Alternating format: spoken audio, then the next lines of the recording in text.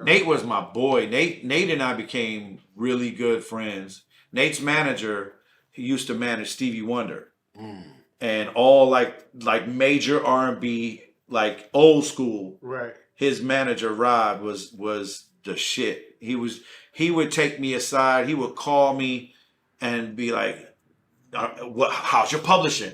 What's going on with your royalty rate right now? You know, you got this going on. You need to be doing this. He was so on me. And then Nate, it was a weird thing how that came about because Jimmy had hit me up and was like, you know, you have access now for your album. Who you want to be featured? You're on Geffen. Your sister labels is Interscope and A&M. So between A&M, Interscope, and Geffen, you got the plethora. But I'm on Geffen because Geffen had swallowed up MCA.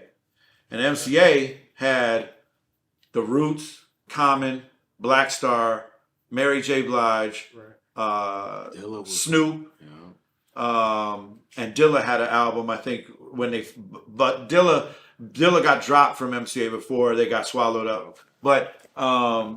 But they had his album. E-Dub was there too. E-Dub was there, yeah. So I had access. And so he was like, well, who do you want to do features with? And dog, I was stupid with it. I was like, bro, are you kidding me? I put Sade. I put Mary J. I put Gwen Stefani. Wow. Dog, I was crazy. Man, come on, bro. I'm not like, what you think I'm like?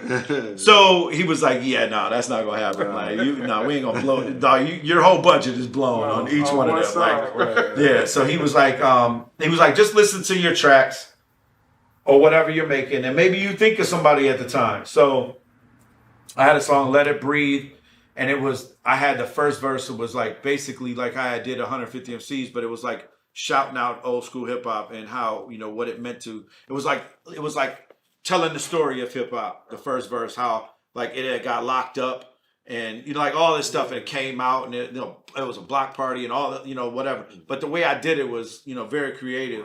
And I knew like it was either I could either put Mos Def or Talib or Common on it. And Mos Def wasn't available because he was shooting a movie and Common was shooting a movie. But Talib was available. And so I got Talib. And I had met Talib up at Interscope offices with DJ Quick. And so he knew who I was. And even though I had been in a cypher with Mos Def, he ain't going to remember that. That was like back in 2000, where it was like years before that. So, you know, and he probably wasn't paying attention to me. And Common, that would have just been a simple...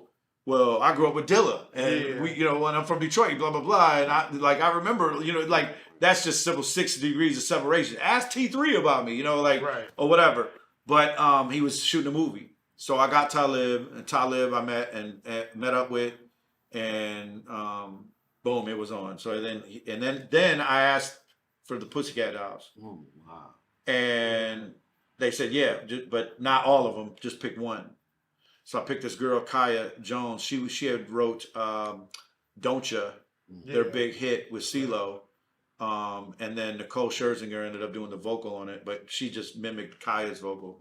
But so me, Kaya, Talib jumped on that joint, which was dope. But then I came to M and I was like, okay, buddy, I know you're doing production. Like I need beats. I said, but I need a verse.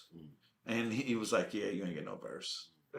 I was like, why not? He was like, you don't need me. He kept on saying that. You don't need me. Like, you got your own record deal. Why do you want me on? I said, because we're friends. Like, you know what I mean? People want to hear a M and Hush back together, another verse again. He's like, don't worry. We'll figure something out. He goes, but come to the studio. So I came to the studio, played me a bunch of beats, and I just picked.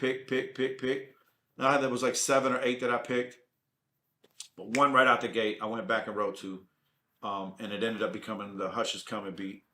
And it was because Steve King, rest in peace, and Louis Resto were on it as well, his little production crew. Right.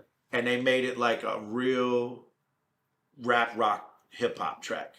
Yeah. And I was like, yo, this is exactly the sound that I'm going for at the time. Like guitars on everything. Right. I don't care how you do it, but make it hip hop or whatever.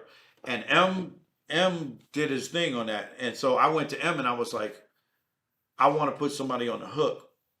And he was like, he goes, I'm gonna write down a name, but you tell me who you think first.